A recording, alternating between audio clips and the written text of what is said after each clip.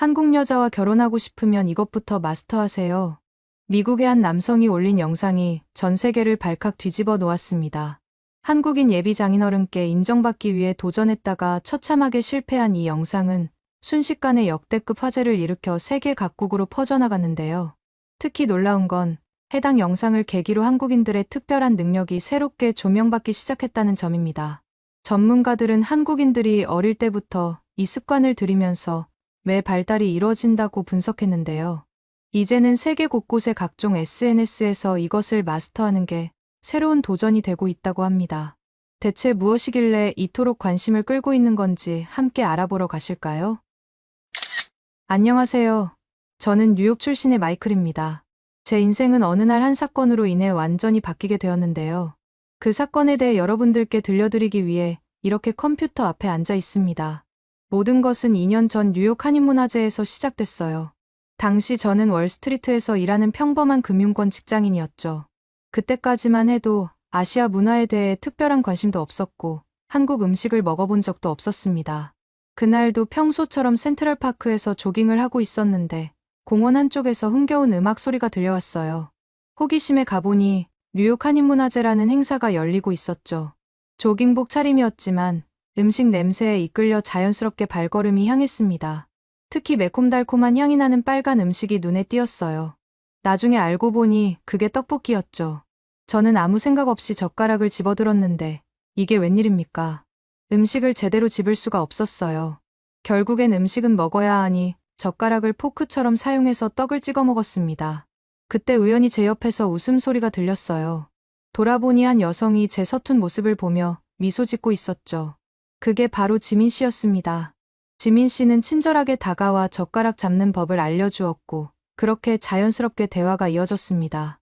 사실 처음 본 순간부터 지민 씨의 밝은 미소와 따뜻한 성격에 마음이 끌렸죠. 그렇게 이야기를 나누다 보니 어느새 해가 저물어가고 있었어요. 헤어지기 전에 용기를 내어 연락처를 여쭤봤고 다행히 지민 씨도 흔쾌히 번호를 알려주었습니다. 그 후로 저희는 자주 만나게 됐어요. 자연스럽게 서로에 대해 알아가면서 더 깊은 감정이 싹 텄고 얼마 지나지 않아 연인 관계로 발전하게 됐습니다. 1년 정도 진지한 만남을 이어가던 어느 날 저는 용기를 내어 지민 씨에게 청혼했고 다행히 승낙을 받았어요. 그 이후로도 지민 씨와 데이트를 하면서 한국 음식점에도 자주 갔어요. 매번 갈 때마다 지민 씨는 새로운 한식을 추천했고 그때마다 저는 호기심 어린 눈으로 음식을 먹어보곤 했죠. 하지만 그럴 때마다 찾아오는 것이 있었는데 바로 젓가락질의 어려움이었습니다. 숟가락으로 먹을 수 있는 음식은 그나마 괜찮았지만 반찬을 집을 때마다 저는 마치 처음 자전거를 배우는 아이처럼 어설픈 모습을 보였어요. 지민 씨는 그런 제 모습을 보며 가끔 따뜻한 미소를 지어주곤 했죠. 하지만 그때까지만 해도 이 서툰 젓가락질이 앞으로 제 인생에 큰 고비가 될 거라고는 상상조차 못했습니다. 어느 날 갑자기 지민 씨는 저를 부모님 댁에 초대했어요. 약간의 긴장감이 있었지만 단순히 첫 인사드리는 자리려니 생각했죠. 정성스레 준비한 꽃다발을 들고 새로 산 정장을 입고 지민 씨 부모님 댁으로 향했어요. 현관문 앞에 서니 심장이 마구 뛰었지만 그저 첫 인사여서 그런 거라고만 생각했죠. 하지만 막상 식탁에 앉는 순간 제 앞에 펼쳐진 광경은 상상 그 이상이었습니다. 마치 작은 한식당 메뉴판을 한 테이블에 모두 펼쳐놓은 것 같았어요. 테이블 위에는 오색찬란한 한식 반찬들이 가지런히 놓여 있었어요. 구석구석 빈틈없이 채워진 밥상은 마치 작은 미술관 같았죠.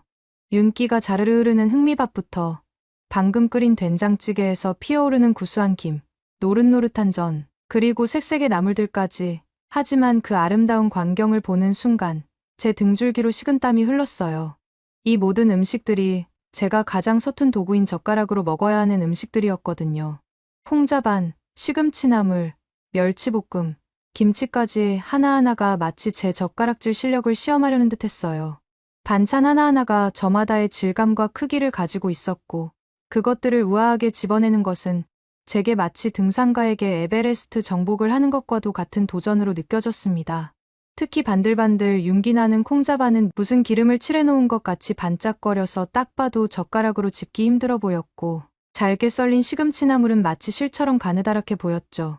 그동안 한식당에서 어설프게 먹어왔던 방식으로는 도저히 이 상황을 헤쳐나갈 수 없다는 걸 직감적으로 알 수 있었어요. 게다가 지민 씨의 부모님께서 제 손놀림 하나하나를 유심히 지켜보시는 것 같아 긴장감은 더욱 고조되었습니다. 첫 수저를 들자마자 불안은 현실이 됐어요. 애써 아무렇지 않은 척하고 있지만 덜덜 떨리는 손으로 젓가락을 잡는 순간부터 이미 불길한 예감이 들었죠. 평소보다 더 땀이 나는 손바닥 때문에 젓가락이 자꾸 미끄러웠고 그걸 꽉 쥐려고 하면 할수록 더 엉성한 자세가 되어갔습니다. 그렇게 엉성한 상태로 가장 먼저 도전한 건 콩자반이었어요. 작고 동그란 콩알들이 반짝이는 모습이 마치 저를 조롱하는 것만 같았죠. 젓가락 끝으로 겨우 콩알 하나를 집어 올렸는데 마치 튀어오르기를 기다렸다는 듯이 콩알이 젓가락 끝에서 튕겨나가 테이블 위를 대구르르 굴러갔어요. 그 작은 콩알 하나가 마치 슬로 모션처럼 천천히 굴러가는 동안 저는 그저 그 광경을 멍하니 바라볼 수밖에 없었습니다. 다음은 나물이었어요. 잘게 썰린 시금치 나물은 보기에는 쉬워 보였지만 젓가락으로 집어 올리는 순간 마치 물처럼 흘러내렸죠. 한 번, 두 번 집어 올릴 때마다 나물은 마치 살아있는 생물처럼 젓가락 사이로 미끄러져 내렸어요. 그때마다 젓가락을 더 세게 쥐려고 했지만 오히려 그럴수록 더 서툰 동작이 되어갔습니다. 하지만 이 모든 것들보다 절 힘든 게 했던 건 김치였어요. 조심스럽게 김치 한 조각을 집어 올리려는 순간 제 떨리는 손 때문에 젓가락 힘 조절을 실패했죠. 붉은 김치 국물이 하얀 셔츠 위로 떨어지는 순간 마치 시간이 멈춘 것만 같았어요. 천천히 퍼져나가는 붉은 얼룩을 바라보며 저는 이 순간이 제 결혼 승낙을 기다리는 미래의 큰 오점으로 남을 거란 걸 직감할 수 있었습니다. 그리고 매 순간 지민 씨 아버님의 표정은 마치 제 미래를 보는 것처럼 실시간으로 어두워져 갔어요. 처음에는 관대한 미소로 시작했던 표정이 콩자반 사건 이후로는 미간에 살짝 주름이 잡혔고 나물을 흘리고 난 뒤에는 입술이 굳어갔으며 김치 국물이 튄 순간에는 표현할 수도 없을 정도로 굳은 표정이 되어버렸죠. 그 냉랭한 시선이 저를 향할 때마다 마치 제 등 뒤로 소름이 돋는 듯 했습니다. 이대로는 안 되겠다 싶었던 저는 어떻게든 정신을 차리고 최대한 침착하게 식사를 하려 했어요.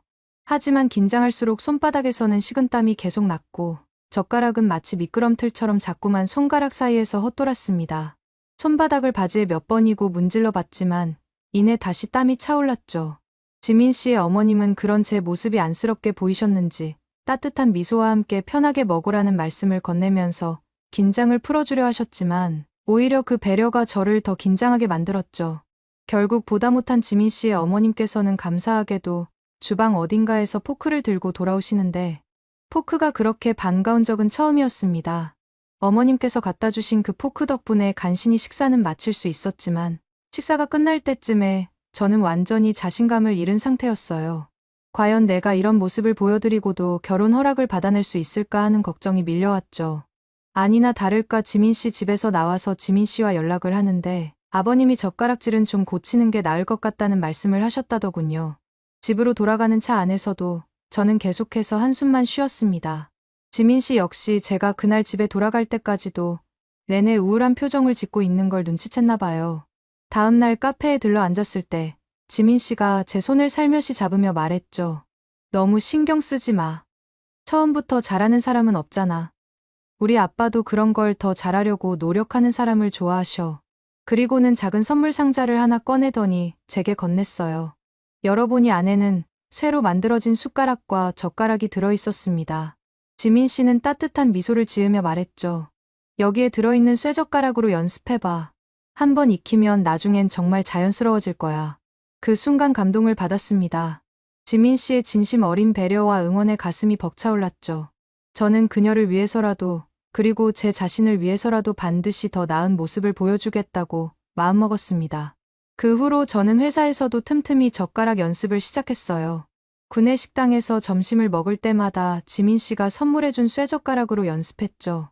처음에는 동료들이 의아한 눈으로 쳐다봤지만 제게는 그게 중요하지 않았습니다. 다음에 지민 씨 부모님을 뵐 때는 반드시 달라진 모습을 보여드리고 싶었거든요. 그러던 어느 날 일본인 동료 다케시가 제 모습을 유심히 지켜보다가 다가왔어요. 그는 제가 젓가락을 연습하는 모습이 어설프다며 조언을 해주겠다고 했죠. 특히 제가 음식을 먹을 때 그릇을 테이블에 놓고 먹는 것을 보더니 고개를 저었습니다. 다케시는 마치 오랜 시간 이 문제를 연구해온 전문가처럼 자신만만한 태도로 설명하기 시작했어요. 그의 목소리에는 확신이 가득했고 손짓도 우아하게 시범을 보이며 이야기를 이어갔죠. 다케시가 젓가락으로 음식을 집어 올리는데 그 모습이 마치 예술 작품을 다루는 것처럼 세련되어 보였어요. 특히 인상적이었던 건 그가 밥그릇을 들고 먹는 모습이었죠. 한 손으로는 그릇을 우아하게 받치고 다른 손으로는 젓가락질을 하는 모습이 마치 전통 의식을 보는 것 같았어요. 일본에서는 이게 기본적인 예절이라고 설명하는데 그의 몸짓 하나하나가 수백 년의 전통이 녹아있는 것처럼 느껴졌습니다. 다케시는 특히 한국과 일본 문화의 유사성을 강조했어요. 한국이 일본의 많은 문화를 받아들여왔다며 마치 역사 선생님처럼 진지한 표정으로 설명했죠. 당시 저는 한국에 대해 아는 것이 거의 없었어요. 지민 씨와 만났다고 하더라도 한국의 문화적인 특성까지는 많이 생각해보지 못했던 터라 다케시의 말들이 마치 구세주의 조언처럼 들렸습니다. 게다가 그의 능숙한 젓가락질을 보고 있자니 이게 바로 제가 찾던 해답이란 생각이 절로 들었어요. 결국 그날부터 저는 다케시의 조언대로 연습을 시작했습니다. 그릇을 한 손으로 들고 다른 손으로 젓가락질을 하는 연습을 반복했어요. 처음에는 어색했지만 점점 익숙해지는 것 같았습니다. 특히 국물이 있는 음식을 먹을 때는 확실히 편해 보였어요. 며칠 후 지민 씨가 저희 집에 놀러 왔을 때였죠. 저는 그동안 열심히 연습한 새로운 식사 방법을 자랑스럽게 보여주고 싶었어요. 하지만 그릇을 들고 먹기 시작하자마자 지민 씨의 표정이 굳어졌습니다. 그릇을 들고 먹으려다가 국물을 옷에 흘리고 밥알은 테이블 위에 떨어뜨리고 난리도 아니었거든요. 게다가 지민 씨는 제가 왜 갑자기 이런 식으로 음식들을 먹는 건지 이해할 수 없다는 듯한 표정을 지었죠. 지민 씨는 한국에서는 절대로 그릇을 들고 먹지 않는다고 단호하게 말했어요. 그제서야 제가 얼마나 큰 실수를 하고 있었는지 깨달았습니다. 다케시의 말을 맹신한 저의 경솔함이 부끄러웠죠. 다음 날 회사에서 다케시를 마주쳤을 때 저는 화가 나지 않을 수 없었습니다. 한국은 일본이랑 문화가 전혀 다른데 왜 똑같은 것처럼 말했냐면서 원망을 했죠. 의도한 건 아니었던 건지 다케시는 순간 당황하면서도 곧 미안한 표정을 지으며 고개를 숙였습니다. 그러면서 진심으로 미안하다며 사과를 하길래 넘어갈 수밖에 없었습니다. 하지만 실수는 여기서 끝나지 않았어요.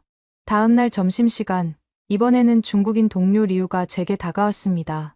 제가 쇠젓가락으로 고생하는 모습을 보더니 대나무 젓가락을 추천하더군요. 리우는 쇠젓가락이 무겁고 불편하다며 중국에서는 모두가 가벼운 대나무 젓가락을 사용한다고 했어요. 심지어 어디선가 구해온 나무젓가락을 하나 건네주었죠.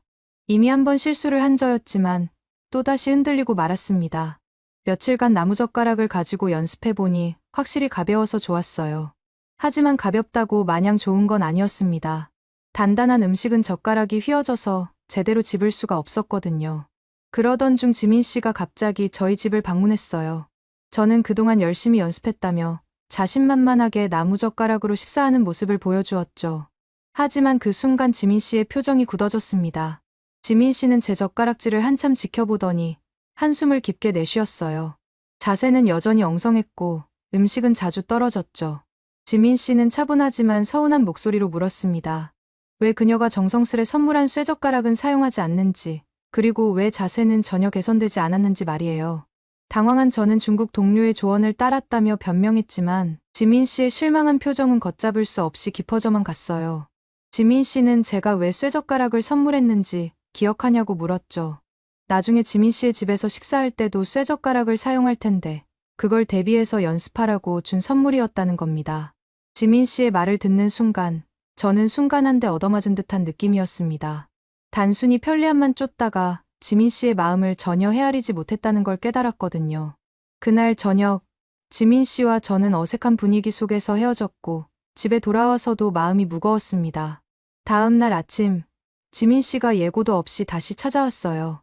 손을 보니 작은 상자 하나를 들고 있었죠. 지민 씨는 머쓱한 표정으로 자신이 너무 성급했던 것 같다고 말했어요. 처음부터 쇠젓가락으로 시작하라고 한 것이 무리였다면서 도움이 될 만한 것을 가져왔다고 했습니다. 상자 안에는 손가락 고리가 달린 교정용 젓가락이 들어있었어요. 일명 에디슨 젓가락이라고 하더군요. 지민 씨는 이걸로 먼저 기본 자세를 잡은 다음에 쇠젓가락으로 넘어가자고 제안했죠. 그 모습에서 저는 지민 씨의 깊은 배려와 진심을 느낄 수 있었습니다. 동시에 제가 얼마나 성의 없이 연습했는지도 깨닫게 됐죠. 지민 씨는 처음부터 쇠젓가락으로 시작하라고 한 것이 무리였다며 미안하다고 했어요. 에디슨 젓가락으로 기본 자세를 잡은 다음에 쇠젓가락으로 넘어가자고 제안했죠. 그 모습을 보며 지민 씨가 얼마나 절 생각해주는 건지 느껴졌습니다. 하지만 사실 처음에는 이 제안이 마음에 들지 않았어요. 마치 어린아이 취급을 받는 것 같아서 자존심이 상했거든요. 그래서 저는 어리석은 행동을 하고 말았죠. 제가 쇠젓가락으로 식사하는 영상을 찍어서 SNS에 올렸어요. 제가 정말 젓가락질을 많이 못하는 건가요? 한국 사람한테 장가 가려면 젓가락질을 잘해야 한다는데 도와주세요라는 글과 함께요. 그런데 상황이 걷잡을 수 없이 커져버렸어요.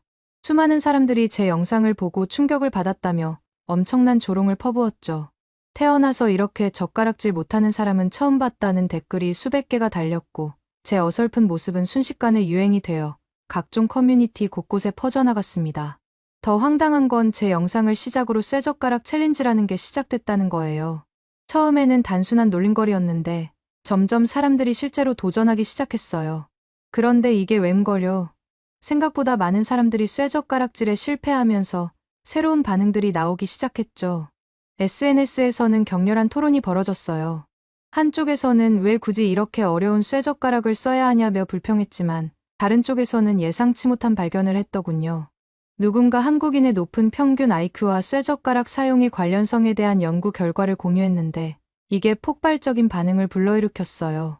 한국에선 어린 시절부터 쇠젓가락을 사용하면서 발달하는 손가락 근육이 두뇌 발달에도 영향을 준다는 내용이었죠. 순식간에 사람들의 반응이 역시 한국인들이 똑똑한 이유가 있었어라는 감탄으로 바뀌었고 오히려 한국 문화에 대한 관심이 높아지는 의외의 결과로 이어지더군요. 오죽하면 미국 내에서 쇠젓가락 수요가 갑자기 급증해 쇠젓가락 품귀 현상이 보도될 정도였습니다. 일이 이렇게까지 되니 자존심 때문에 도움의 손길을 거절했던 제 모습이 얼마나 어리석었는지 깨달았죠. 그제서야 저는 순순히 지민 씨가 준 에디슨 젓가락을 받아들이기로 했습니다. 그리고 제가 그토록 조롱받았던 그 영상은 삭제를 할 수밖에 없었죠. 누군가 저를 젓가락질 못하는 사람으로 손가락질하면서 알아볼까봐 두려웠거든요. 하지만 속상하게도 지민 씨를 비롯한 제 주변 몇 명은 그 영상을 이미 봤더군요. 아무튼 그렇게 사용해본 에디슨 젓가락은 신세계였어요. 손가락을 어디에 두어야 할지 정확히 알 수 있었고 젓가락질을 할 때마다 제가 올바른 자세로 하고 있는지 확인할 수 있었죠. 며칠 연습하자 놀라운 변화가 생겼어요. 더 이상 음식이 흘러내리지 않았고 작은 콩자반도 어렵지 않게 집을 수 있게 됐습니다. 자신감이 생기자 쇠젓가락에 대해 더 깊이 알아보고 싶어졌어요. 인터넷에서 검색도 해보고 이런저런 책도 찾아보았죠. 그러다 저는 어느 날 놀랄 수밖에 없었는데요.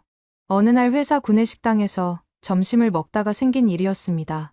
리우가 쓰던 나무젓가락을 우연찮게 봤는데 물에 젖어 휘어 있더군요. 게다가 표면이 거칠어져서 틈새로 음식물이 끼어 있었죠.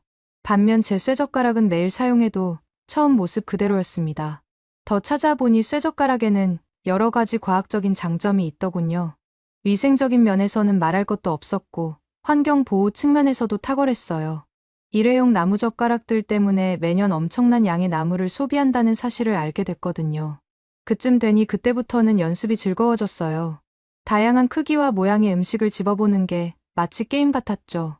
콩자반부터 시작해서 표면이 미끄러운 초콜릿, 동그란 완두콩까지 점점 더 어려운 음식에 도전하면서 실력이 늘어가는 걸 느낄 수 있었습니다. 특히 놀라웠던 건 손가락의 변화였어요. 처음에는 손가락이 아파서 고생했지만 시간이 지날수록 손가락이 유연해지고 힘도 생겼죠. 지민 씨는 제 변화를 기뻐하며 지켜봐 주었어요. 이제 아빠 앞에서도 자신 있게 젓가락질하면 되겠다는 말에 저도 모르게 가슴이 벅차올랐습니다. 단순한 식사 도구를 넘어 이제는 제가 한국 문화를 진정으로 이해하고 받아들이고 있다는 느낌이 들었거든요. 드디어 두 번째로 지민 씨의 집을 방문하게 된 날이었어요. 이번에는 지난번과는 전혀 다른 마음가짐이었죠. 물론 여전히 손바닥에서는 식은땀이 났지만 그동안의 연습이 주는 든든한 자신감이 있었습니다. 거울 앞에서 넥타이를 매만지는 제 손끝에는 더 이상 떨림이 없었고 차에서 내릴 때의 발걸음도 한결 가벼웠어요. 지민 씨는 제 모습을 보며 따뜻한 미소를 지었어요. 그녀가 제 손을 잡아주는 순간 마치 모든 불안이 사라지는 것만 같았죠. 그동안 제가 얼마나 열심히 연습했는지, 얼마나 달라졌는지 지민 씨가 제일 잘 알고 있었으니까요. 현관문 앞에 서서 초인종을 누르는 순간에도 지난번처럼 도망가고 싶은 마음은 들지 않았습니다. 식탁에 앉자 지민 씨 아버님의 날카로운 시선이 저를 향했어요. 마치 이전의 실수를 모두 기억하고 계신 듯한 예리한 눈빛이었죠. 하지만 이번에는 그 시선이 그렇게 무겁게 느껴지지 않았어요. 테이블 위에는 지난번과 마찬가지로 정성스레 차려진 한식 반찬들이 가지런히 놓여 있었습니다. 윤기 나는 콩자반, 선명한 초록빛의 시금치나물, 고소한 향이 나는 멸치볶음, 금빛으로 노릇하게 구워진 동그랑땡까지 말이죠. 예전에는 이 음식들이 마치 넘을 수 없는 산처럼 느껴졌지만 이제는 그저 쉬운 상대로만 보였습니다. 수백 번의 연습 덕분에 이제는 각각의 음식들을 어떤 각도로 얼마만한 힘으로 집어야 할지 정확히 알고 있다고 확신할 수 있었거든요. 차분히 숨을 고르고 쇠젓가락을 들었어요. 수백 번 연습한 그 자세 그대로 마치 오랜 시간 젓가락질만 연습한 장인이 된 것처럼 젓가락을 잡았죠. 엄지와 검지 사이의 각도, 중지로 받치는 힘의 세기까지 모든 것이 자연스럽게 몸에 배어 있었습니다. 그리고 연습한 순서대로 천천히 시작했습니다. 가장 먼저 도전한 건 작은 콩자반이었어요. 예전에는 튀어오르기만 하면서 저를 조롱해대던 콩알들이 이제는 얌전히 젓가락 끝에 자리 잡더군요. 미끄러운 시금치나물도 한 번에 깔끔하게 집어올렸고 동그랑땡도 굉장히 안정적으로 제 그릇으로 옮겨졌습니다. 더 이상 음식이 테이블 위로 떨어지는 일도 이상한 손동작도 없었어요. 순간 지민 씨 아버님의 표정이 미묘하게 변하는 걸 발견했습니다. 무표정하던 아버님의 얼굴에 잠깐 미소가 스쳐 지나갔죠. 특히 김치찌개에서 두부를 집어올릴 때는 제 모든 집중력을 발휘했어요. 부드러운 두부 한 조각을 정확히 반으로 가른 다음 국물 한 방울 흘리지 않고 제 그릇으로 옮기는 순간 마치 올림픽에서 금메달을 딴 것처럼 가슴이 벅차올랐습니다. 식사가 끝나고 갑자기 지민 씨 아버님께서 저를 서재로 부르셨어요. 혹시나 실수라도 한 건가 싶어서 무거운 발걸음으로 서재 문을 열고 들어가자 아버님은 차분한 목소리로 제게 이렇게 말씀하셨어요. 자네 같은 사위라면 우리 딸과 함께 어려운 일도 잘 헤쳐나갈 수 있을 것 같다는 생각이 들었다네. 우리 딸을 위해서 얼마나 많이 노력하는지 말하지 않아도 보이더군. 한참을 긴장하던 저는 그제서야 긴장이 풀렸습니다. 그렇게 힘들게 아버님의 허락을 받아 마침내 저희는 결혼을 하게 됐고 시간이 흘러 어느 날 저녁이었어요. 장인어른이 된 아버님께서 저를 부르시더니 차 한 잔을 내미시며 이야기를 시작하셨습니다. 장인어른께선 결혼해서 예쁘게 잘 살아줘서 고맙다고 하시더군요. 칭찬을 듣고 기분이 좋아진 저는 장인어른께 왜 저를 허락해 주신 거냐고 물어봤죠. 사실 젓가락질을 보면서 자네의 노력을 확인했던 건 맞지만 그건 다 핑계였다네. 내가 정말 중요하게 본 건 다른 것들이었어. 장인어른은 잠시 차를 한 모금 드시고 말씀을 이어가셨어요. 사위가 되겠다며 온 자네가 손톱을 깔끔하게 관리하고 신발 뒷굽도 깨끗하게 꺾어신지 않는 걸 보면서 이미 성실하고 올바른 사람이라는 확신이 들었지. 그런 모습에서 난 이미 충분히 믿음이 갔었다네. 젓가락질은 그저 조금 더 다듬었으면 하는 마음에 지적했던 거야. 사실 난 그저 우리 딸과 자네가 함께 맛있는 음식을 먹으면서 행복하게 살았으면 하는 바람뿐이었다네. 그 말씀을 듣는 순간, 처음 젓가락을 잡았던 순간부터 좌절하고 실수했던 시간들, 그리고 끝내 극복해낸 모든 과정이 주마등처럼 스쳐 지나갔어요. 이 모든 것들이 단순한 식사 예절의 문제가 아니었던 거죠. 장인어른께는 제가 한 가족이 되어가는 과정 그 자체였던 겁니다. 감동받은 저는 차분히 숨을 고르고 장인어른을 바라보며 말씀드렸습니다. 저도 아버님처럼 성실한 가장이 되고 앞으로도 지민 씨와 함께 맛있는 음식 나누며 행복하게 살겠다고요. 그래서 그러는데 한국에 계신 분들도 저처럼 젓가락 때문에 곤란했던 적이나 웃겼던 사건이 있었던 분이 계실까요? 오늘의 사연은 어떠셨나요? 오늘의 사연이 마음에 드셨다면 좋아요만 한번 눌러주세요.